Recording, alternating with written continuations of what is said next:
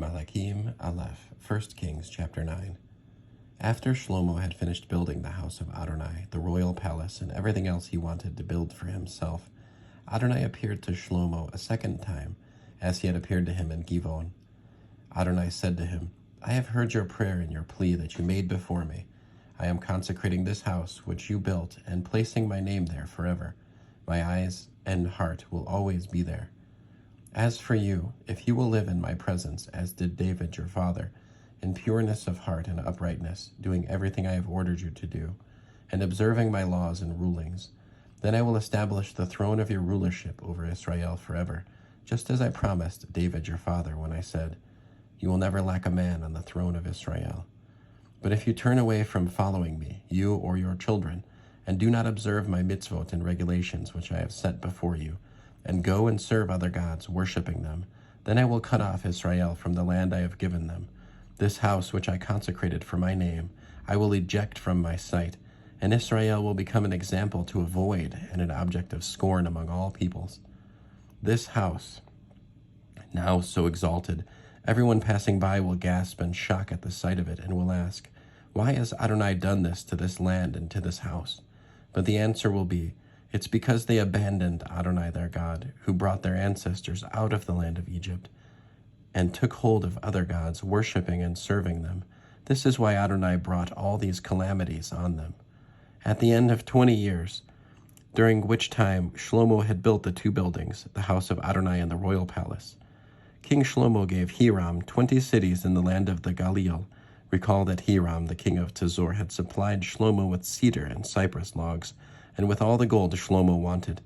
Hiram came over from Tizor to see the cities Shlomo had given him, but he was not satisfied with them. He said, what kind of cities are these which you have given me, my brother? For they have been called the land of Kabul, good for nothing, till this day. Hiram had sent the king 4 tons of gold.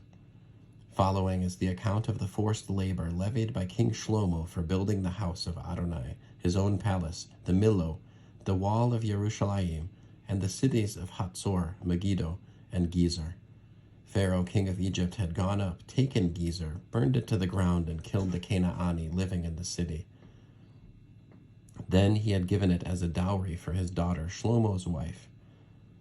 So Shlomo rebuilt Gezer. He also built Lower Beit Haran, Baalat, and Tadmor in the desert in the land, as well as all the cities Shlomo had for storing supplies, the cities for his chariots, the cities for his horsemen, and the other buildings Shlomo wanted to build for himself in Yerushalayim, in the Lebanon, and throughout the land he ruled. All the people still left from the Emori, Hitti, Perizi, Hivi, and Yevuzi, who were not part of the people of Israel, that is, their descendants remaining after them in the land, whom the people of Israel were not able to destroy completely.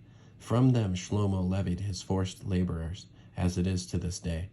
But Shlomo did not raise any of his forced labor from the people of Israel. Rather, they were the soldiers, his servants, administrators, and commanders, and the officials in charge of his chariots and horsemen.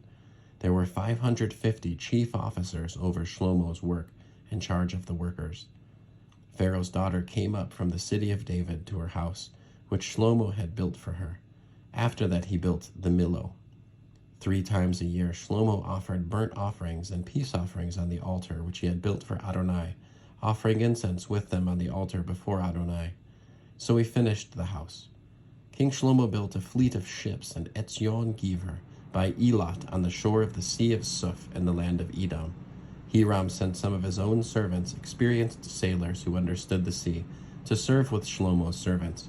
They went to Ophir and took from their gold 14 tons of it, which they brought back to Yerushalayim. End of 1 Kings chapter 9.